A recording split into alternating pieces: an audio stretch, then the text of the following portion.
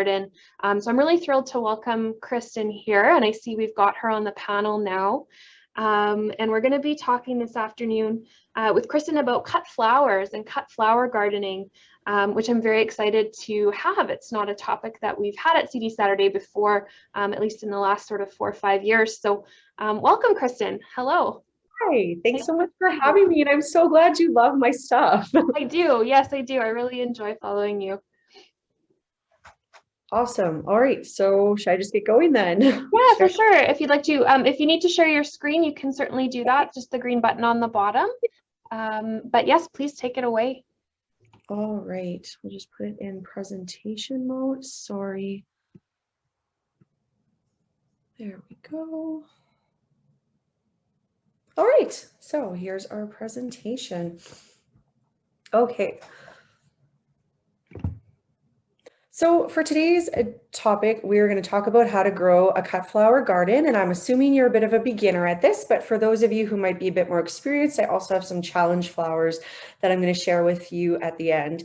So we're just going to go through the soil prep, the planning, how to keep weeds away, and then I'll talk about a couple of different options considering what kind of flower garden you want to make with your cut flowers. If you just need it as easy as possible, if your goal is to have more perennials or attract pollinators, and even for those of you, you can just start with your vegetable garden by just dedicating one row of cut flowers.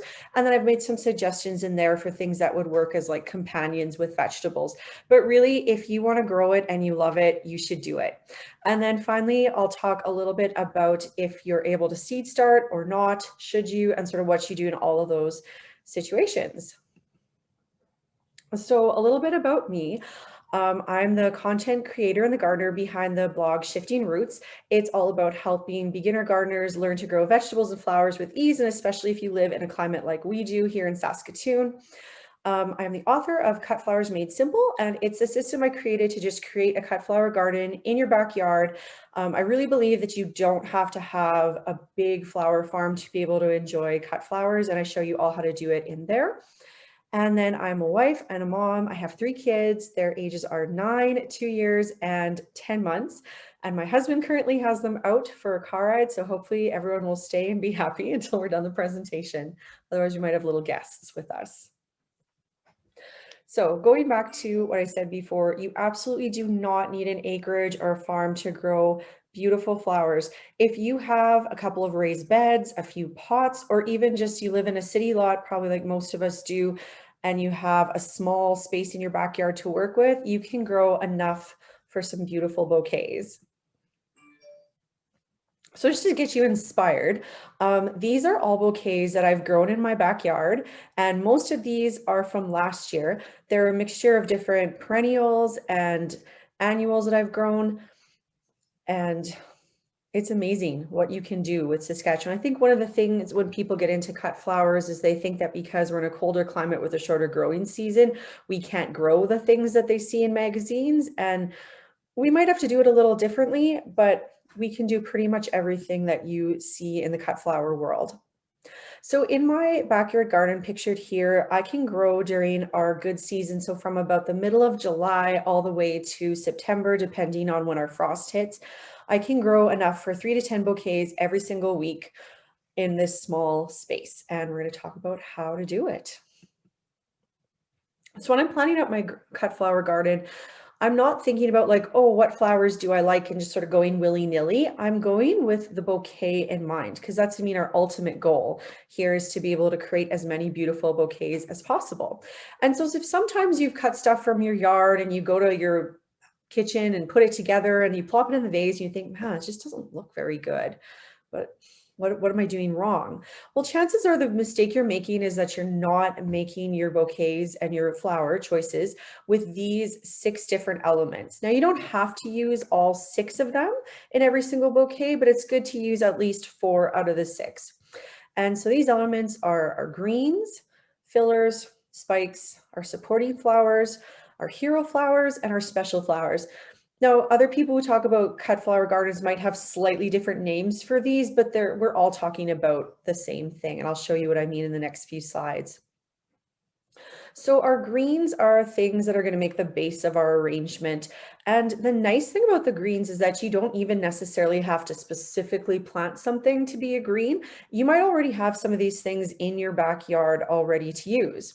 So one of the most underrated things for greens is raspberry leaves. They last a long time in the vase. And if you have a big bush of raspberries, you'll have so much to cut from. They're really, really useful. Another one I like to use is tomato greens. It's an unusual choice, but the nice thing about tomato greens is usually you have to prune your tomatoes anyway. So you'll have lots of stuff to cut from. And anytime you cut those suckers, then you immediately have greens for your next bouquet. You can also use herbs, like basil is a nice one, and you don't need just the common basil. You can also do purple varieties, or you can let your basil flower, and it just adds some nice texture to your bouquets. Mint is a great one for bouquets. And then finally, cosmos.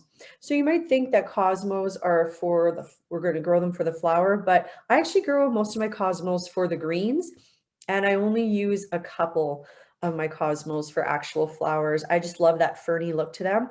Also in my yard, I really like peony leaves, and I even use them in the fall after they're starting to turn red. I find that they just have a nice contrast. And if you don't have maybe space to grow these things, I just really encourage you to look around your yard and see sort of what bushes you have. Maybe you have some cedars or some cottonisters or something like that. Just cut from those. And as long as you cut responsibly and don't cut too much that you're going to kill the bush, it's great to use in your bouquets.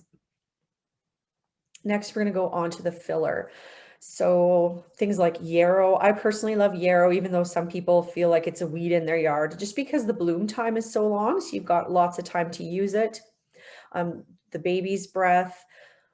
I think that is status right there. Queen Anne's lace and dill. Dill is a nice one because you're probably growing it anyway if you're a vegetable gardener to go in your cucumbers and spice up your dishes. So it's a great 2-for-1 there. Next are the spikes. Snapdragons are my absolute favorite for spikes, but you have to be a bit careful with snapdragons because there's different varieties, and some varieties are short and they're meant for containers, but as cut flower gardeners, we want things with a long stem length. So you're going to be looking for varieties like the Madam Butterfly, Rocket, Costa, things like that. And when in doubt, just always check the tags or the seed pack and it'll tell you how long it will be. Then there's also delphiniums. I find delphiniums in their full length a little bit hard to arrange with, but what I really love is those little offshoots that delphiniums get, and I use them all the time in my bouquets for as long as they'll last. In the fall, we have goldenrod, celosia, a little bit tricky to grow here. So this one is maybe better if you have some sort of a greenhouse available to you or some sort of row covers, but it can definitely be done. And what is this one? I think I put celosia twice. Sorry, friends. That's okay. Next are the supporting flowers.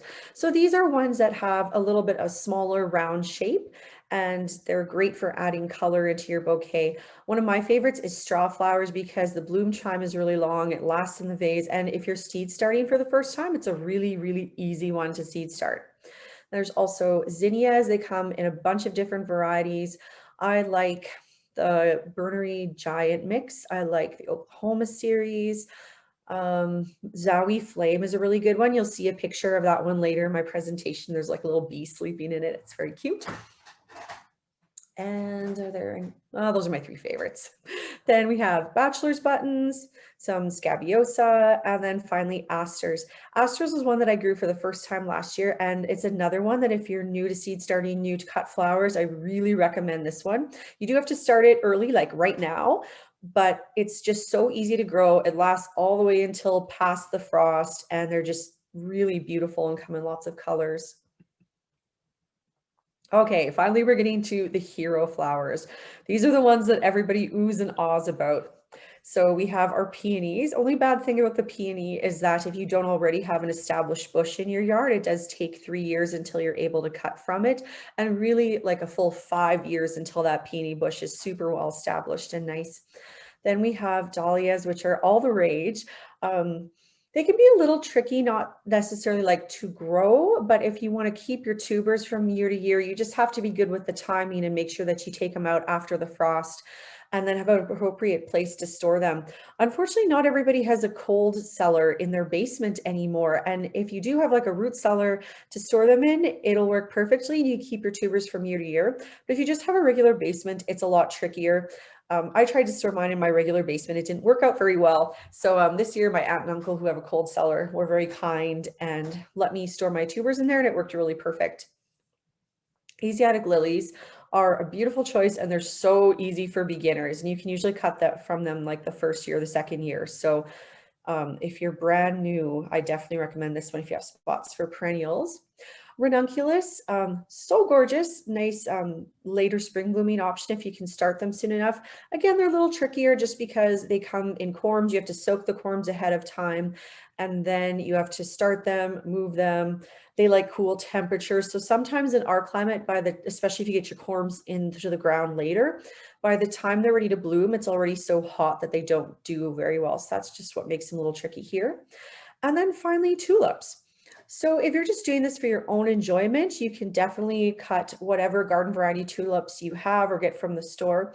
If you're someone who's thinking about starting a business as a flower farmer, you want to do the specialty tulips, and those are considered annuals. You don't keep those bulbs from year to year because they're just not guaranteed to give you the stem length and the good blooming that you need.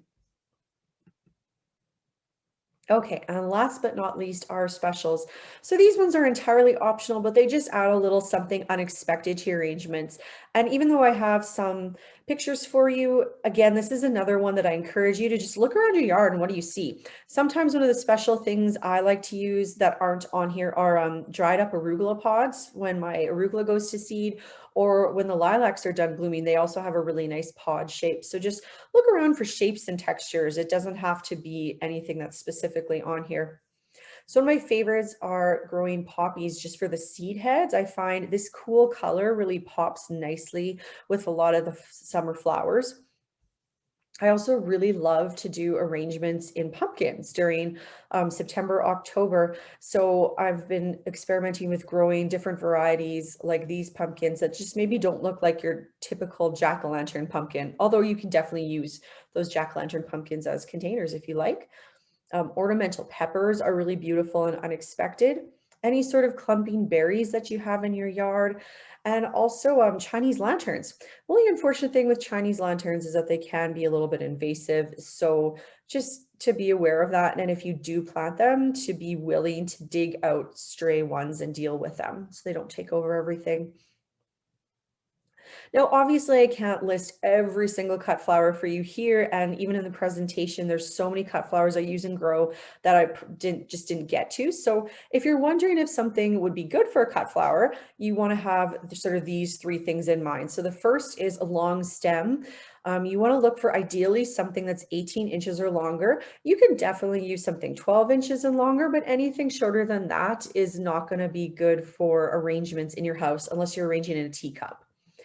For vase life, you want something that lasts at least like 5 days or more is ideal in the vase.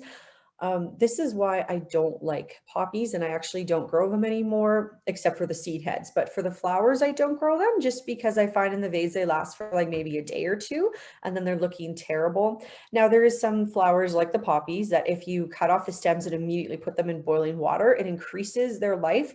However, at the age and stage that I am in, I am just not willing to do all of that extra work.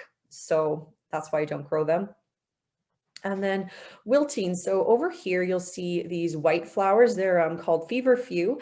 And I find that I love them, but they're a bit of a diva because when you cut them, they will wilt like this if you use them immediately. So what I've found is that I need to cut those stems in the evening, and then I need to leave them in a bucket overnight. And then in the morning, they'll be fine, which actually, once you start cutting your cut flowers, and if you're doing it on a larger scale, you'll find is a really good strategy to cut everything at night when it's cool, let it sit and hydrate. And then in the morning, your flowers will be really beautiful to work with.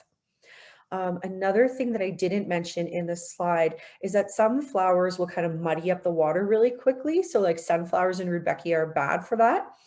So if you don't want to deal with that, then maybe don't plant those ones. But otherwise, if you love those flowers, you just need to change your water on a regular basis, which you really should be doing anyway once you have an arrangement to extend that vase life. So I always get asked, how much of each type of flower should you plant? Now, this is a very personal question. It's going to depend on how much space you have, whether you're gardening in containers and raised beds, or if you have a little bit more space available to you. But the one rule I like to live by is that you should plant at least 3 to 5 flowers of each type. So that's like your greens, your fillers, your specials, your heroes, etc. And then within those 3 to 5, you should try and plant a minimum of 12 plants each. And once you do that, the first year you're not going to do it perfectly. You're going to realize you have too much of one flower and not enough of another, but that's okay as long as you just take notes in your garden planner and figure out sort of what you like for colors, what you have an easier time growing. You will figure out what to do for you. In that Cut Flowers Made Simple book that I mentioned before, I do have some done for you plans, but again, it's just going to vary so much from person to person. And then the next question people ask me, especially if they do follow me on social and they see these like stacks and stacks of seeds that I'm starting right now, and if they know how big my garden is from pictures, and they're like, so Kristen, where are you putting all of these? And so how I'm able to fit so many flowers into my yard is because I actually steal a little bit from vegetable gardening, and I use techniques similar to the square foot gardening method. So instead of planting my flowers in rows, I'm going to plant them in squares. In the next slide, I'll show you just sort of what that looks like, the difference between. So this is my mom's garden. She was very generous. Last year I had a baby right on May 25th, the day pretty much when you're supposed to plant in Saskatchewan. So I gave my mom half of my starts and told her, please start a garden for me in case I kill everything. And she did. And I also didn't kill everything, thankfully. So this is her garden, just planted in traditional rows like we might think of planting vegetables. And she was able to fit a lot in there. But the cool thing is my garden over here is about a little more than half the size of her garden, but I was able to fit almost double the flowers just because of how I'm planting. So instead of planting in those rows, I'm planting in a grid. So in 1 square foot, I usually have at least 4 flowers, if not 9, depending on the varieties. For larger flowers like your sunflowers or your dahlias, I'll plant them in 12-foot squares. And then I just section off my garden into larger squares with paths in between them. And that way I'm still able to reach everything and get as many flowers as possible. And what I even found last year is that you can see over here where I have my celiosa, I could have gone even closer with some of my flowers, and I had a little bit of wasted space. There's some wasted space, not over there, over here. But anyway, you're going to live and learn as you do this, and you'll figure out the right thing for you.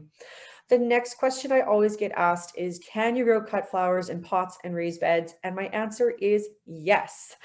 So this is what I like to call the patio garden. And here's where I experiment with growing vegetables and flowers just in pots, because I know a lot of my readers and followers maybe only have like a townhouse or an apartment balcony to work with.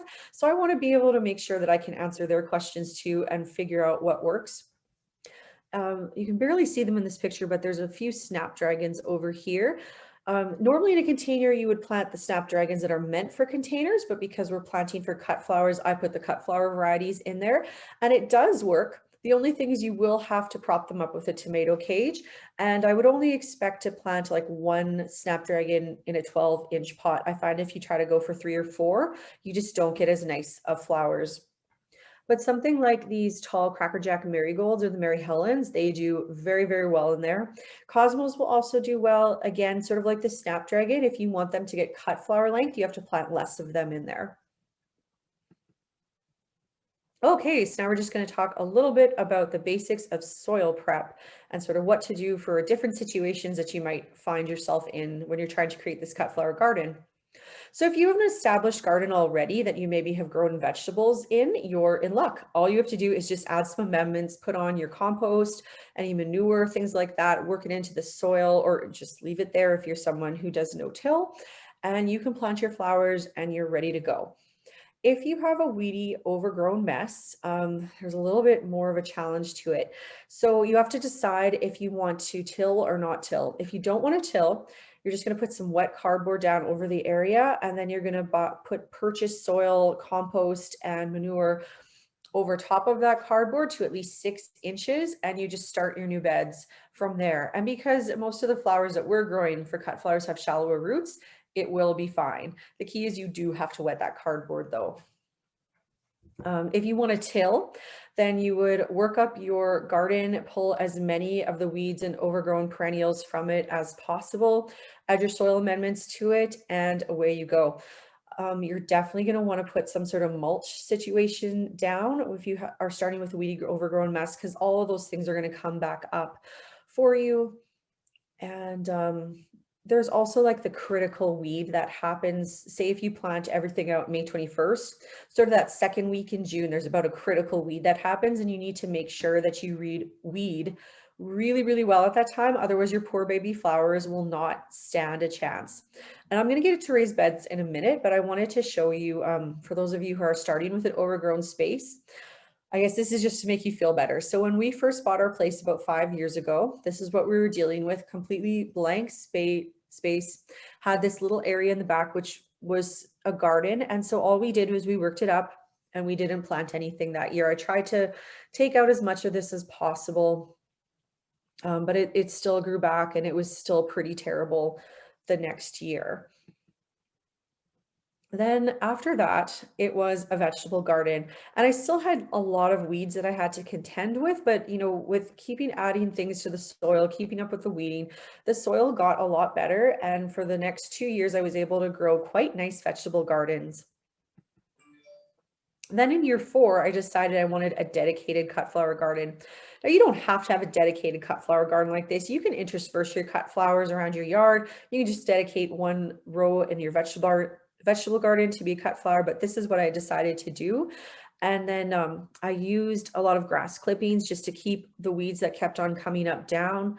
And it worked really well. Once I got past kind of that critical weed and then one more set of weeding, I really didn't have that much after it. I was able to grow quite a lot in this small space.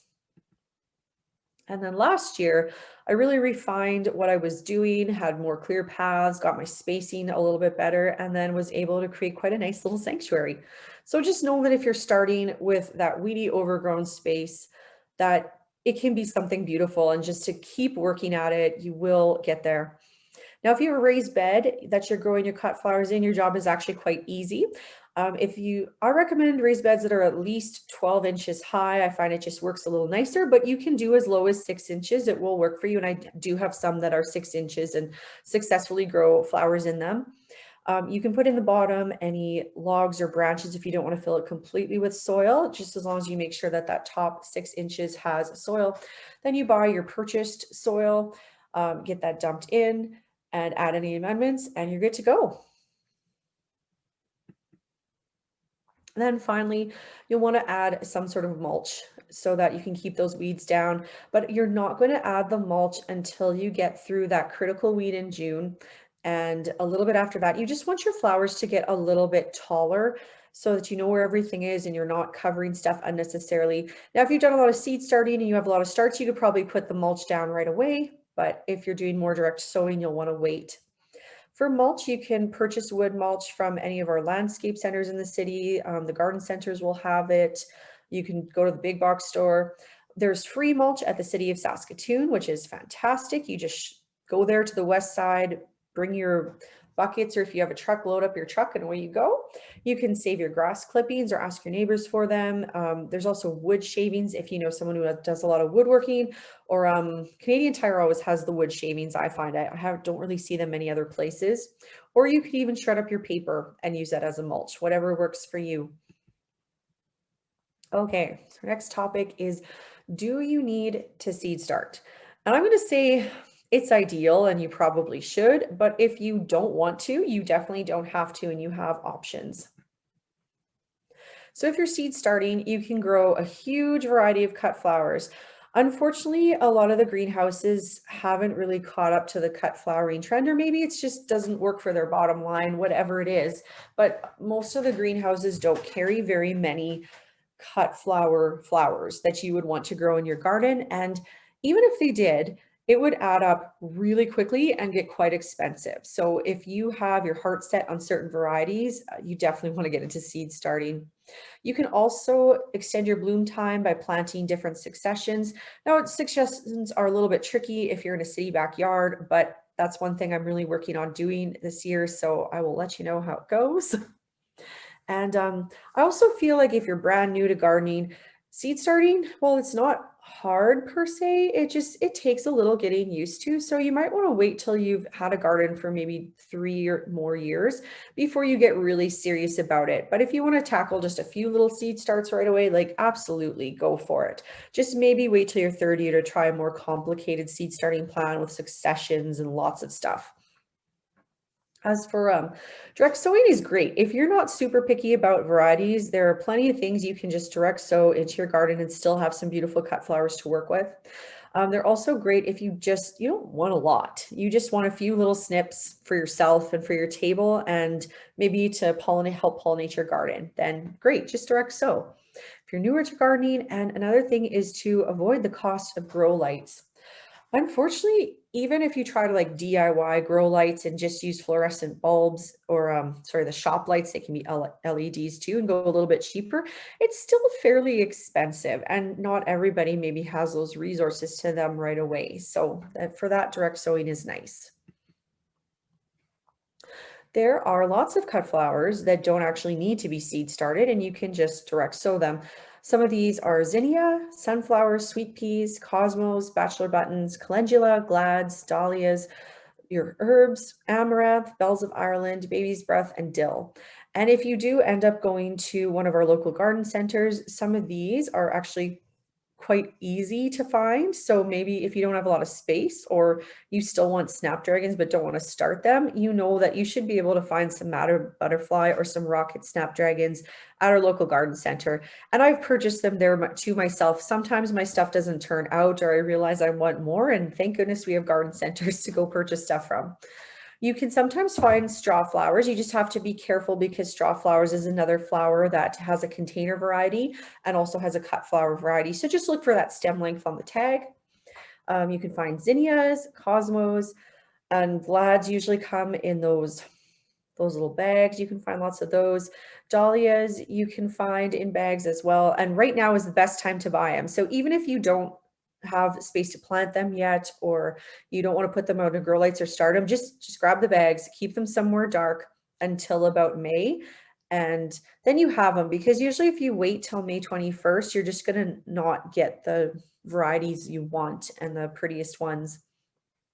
And then finally, herbs and tomatoes, there's always tons of starts at the garden center. So again, if you don't have space, you can skip growing those and just purchase them later.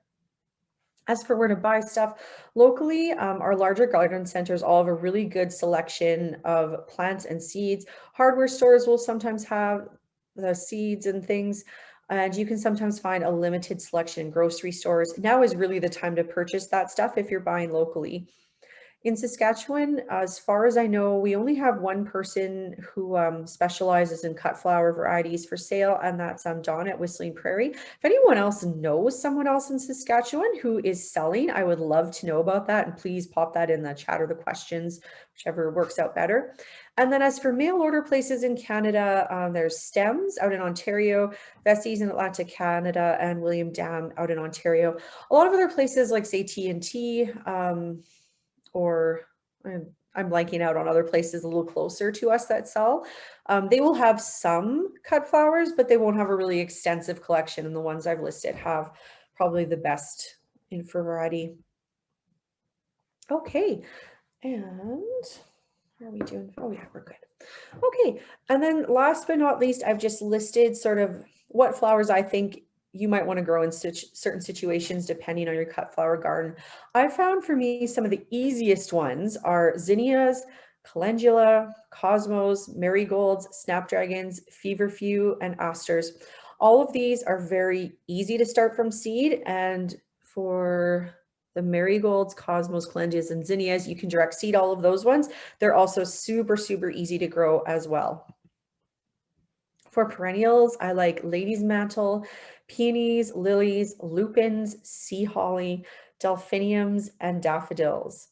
The sea holly is really nice because this one here can be used as a dried flower as well. If you're wanting to increase pollination in your garden, I've really noticed that my bees love bee balm, sunflowers, zinnias, dahlias, cosmos, and really anything that is white, blue, purple, or yellow. These photos here and here, these are from my own yard this summer or last summer, I guess. And it was really neat because I would go out into the yard in the evening to pick my flowers to put in the bucket so that I could range them in the next morning. And I'd have to be very careful because I would often find little sleeping bees tucked up in my dahlia petals or in the zinnia petals. And it was just the sweetest thing. If you're wanting to plant just a few cut flowers for your vegetable gardens, these ones are often thought of as like ones that work for companion wise. And then in the case of like the dill and the basil, you're probably planting those anyway as part of your garden. I guess I should have mentioned tomatoes because you're probably planting a tomato too.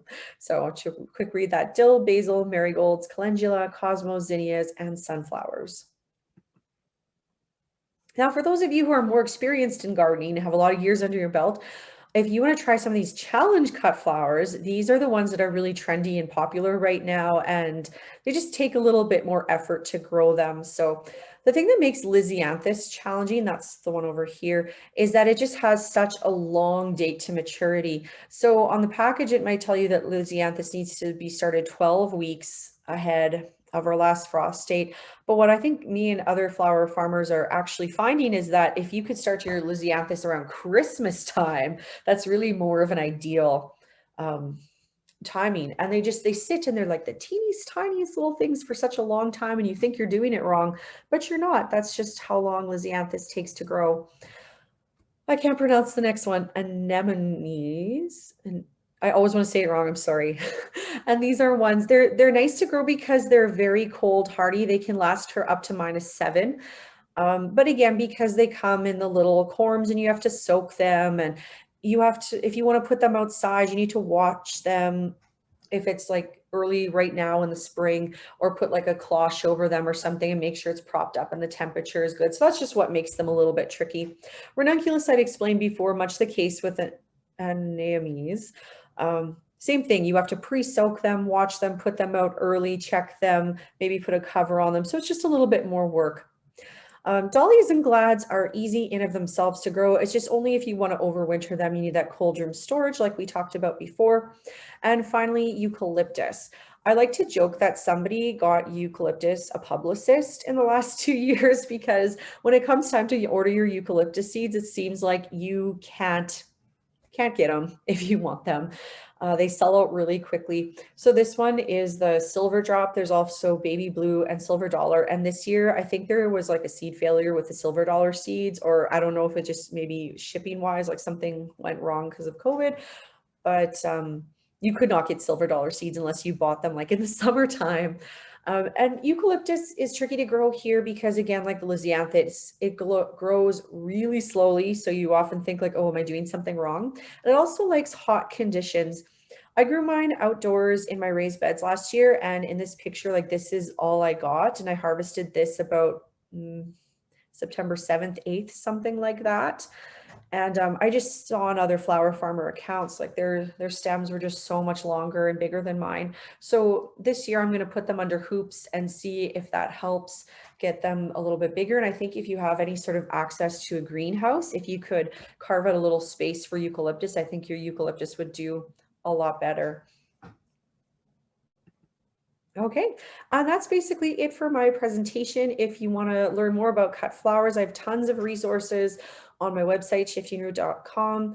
I am on Instagram and Facebook pretty much daily, and I'm always sharing sort of what I'm planting, what's growing in my garden, and what I'm doing. So if you want to know the timings of things, you can just stalk me there.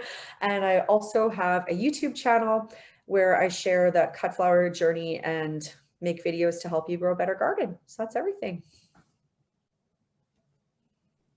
Thank you very much, Kristen. I really enjoyed all of your photos. There's so much color and beauty in your garden. It's a lovely, I'm sure it's a lovely place to be in the summertime, and certainly providing a feast for our pollinators in those spaces. I'm noticing a comment here in the chat. Karen has suggested Lilystone Gardens in Manitoba has a great selection of cut flower seeds. Okay. So there's another suggestion, Lilystone Gardens for you. Perfect. I would invite, we do have some time, so I would invite folks, if they do have questions for Kristen, please pop those in the chat. Or if you'd like to be unmuted to ask your question live, you can use the raised hand button, and my colleague Corey is going to help us out. And I do see there is one raised hand already, so maybe Corey can get us that person. Perfect. Awesome. Oh, we do have actually a question. I'll just, while we're getting that person set up, I'll just ask you a question that came through our question and answer. The question is, do you have any tips for keeping lupins upright in a bouquet? Oh, yes, because they do sort of wiggle around afterwards. Mm-hmm. You know what? I haven't figured it out. I find that if I want to use that bouquet or have them in the bouquet, I think you have to just arrange them that they're in the center. You can't have them out. You'll need to just put like other flowers around them so they stay up straight. Or if there's an occasion, like you say, if you're designing for a wedding or something, I think you can't put the lupins in until like the very last second. And then they should be good for the day, but they'll do that same thing. And Veronicas are really bad for that too. Okay. So it looks like there is somebody here that had their hand raised, but I don't know if they're with us or not. Maybe they walked away from their screen. No, it's fair. It does not seem, it seems dark, and I'm asking them to unmute and they're not responding. So perhaps they had their question answered. Are there any other questions from folks who are watching who would like to type them in or ask them? Please feel free. I really, as I was listening, Kristen, I was really loving your suggestion about raspberry leaves and tomatoes. That's such a great idea. And I know I have abundance of those always. When I'm pruning my tomatoes, I end up with a whole armful of tomato leaves. So what a great way to reincorporate them. Yeah, lovely idea.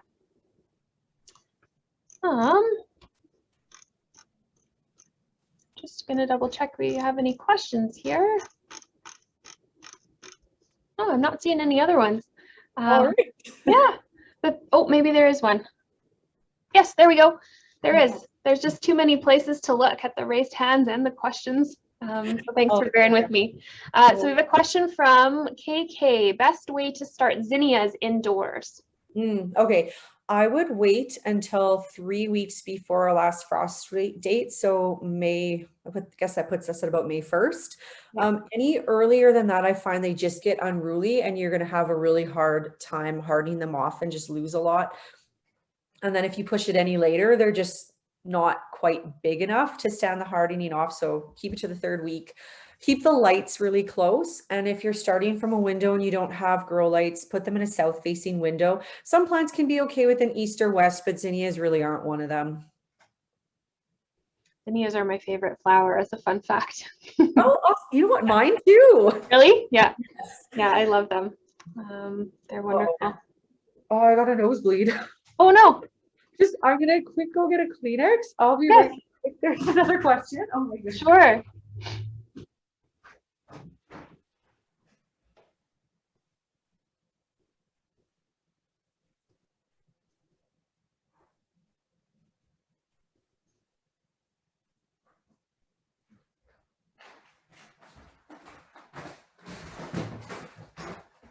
Is it okay if I don't share my camera just because this does not look very Yes, nice? of course. I hope you're all right. If you'd like to stop, we certainly can. Oh, it's not the end of the world. Like I get nosebleeds very often, so. Well, there are 2 more questions if you're up for answering them. Yeah, no problem. Okay. So there is a question.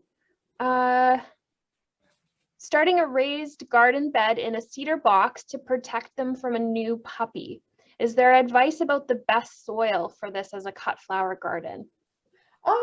So what I've done for mine is I order from Wilson's. I think probably Saskatoon Landscape has soil too. And just to get the triple mix, so something that has a mix of soil and compost and peat moss already in it. And then I also add my own compost and manure that I just purchased in bags. And yeah, just mix that all in. And It'll work great. I think the only thing would be to, when you purchase that soil, really do make sure you add the amendments, because the purchased soil might not be quite as good as you thought it might be.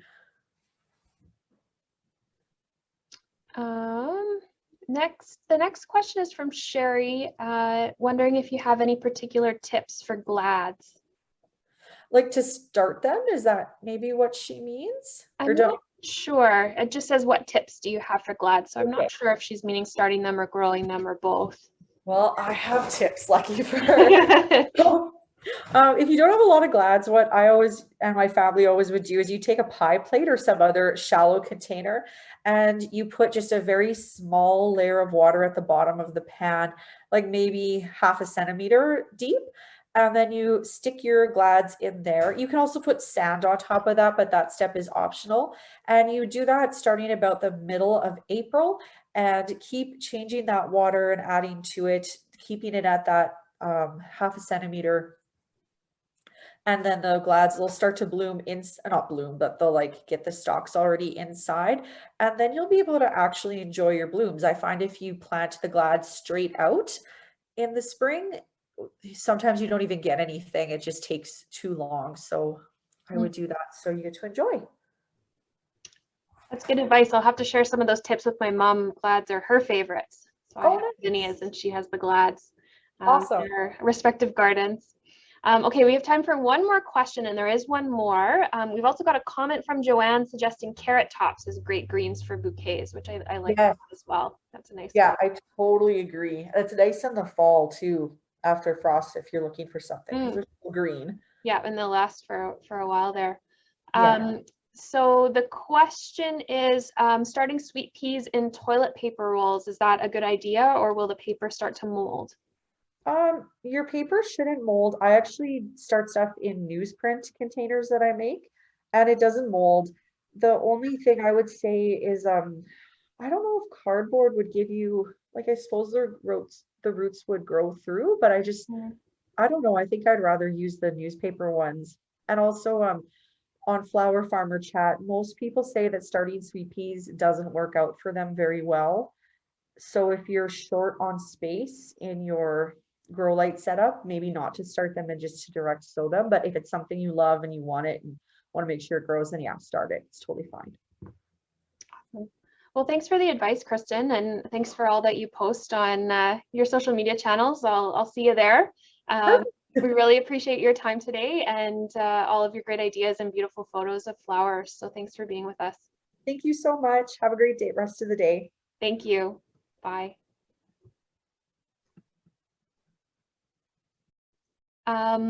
All right, so thanks for those of us who've been here all day. For anyone just joining us, thanks for being here. We are sort of in the transition to our next presentation here. I'm going to take a few moments to do some promotions. CD Saturday is a time often when lots of local businesses have sales and time for providing information on their services to gardeners, and it's normally got a bit of a trade show atmosphere when you come out to CD Saturday in person. So we did want to provide a little bit of time for different organizations to tell us a little bit more about what they do. So I do have we have somebody here live to speak with us. Lisa House is from the Saskatoon Compost Coaches.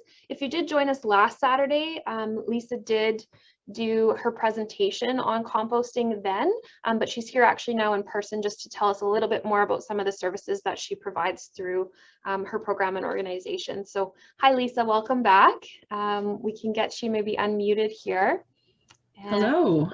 You can tell us a little bit more. Welcome back. Thank you very much. Is it okay for me to put my video on? Absolutely. Okay, we'll do that. Hello, everyone. And just checking if I'm able to. Yes, I can share my screen if I want to. So I am just going to put on just a couple of slides. Absolutely. There we go. Can people see the Saskatoon Compost Coaches PowerPoint? Excellent. Okay. Yeah, so thanks everyone for welcoming me back. I'm just here really quickly to, as Zoe said, to talk about who the coaches are and what we offer here.